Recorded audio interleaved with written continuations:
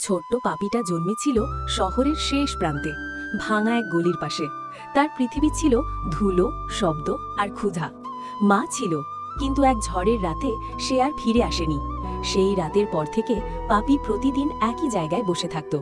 ভেবেছিল মা আসবে, কিন্তু দিন বদলালো, রাত বদলালো, মা আর এলো না। ক্ষুধায় শরীর দুর্বল হয়ে পড়ল।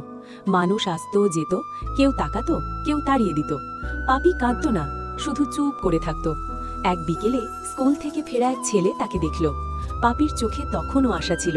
ছেলেটা নিজের টিফিনের শেষ খাবারটা এগিয়ে দিল। পাপি ভয়ে ভয়ে খেল। সেই প্রথম সে কারো হাতের উষ্ণতা পেল।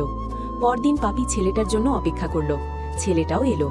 ধীরে ধীরে পাপি তার পিছু নিল। বাড়ির দরজায় এসে পাপির বুক কেঁপে উঠল। এখানেই কি সব শেষ হবে? ছেলেটা মায়ের কাছে অনুরোধ করল। কিছুক্ষণ নীরবতা। পাপির চোখে জল জমল। তারপর মা হালকা হেসে বললেন, থাকুক। সেই রাত পাপি জীবনে প্রথম শান্তিতে ঘুমল। উষ্ণ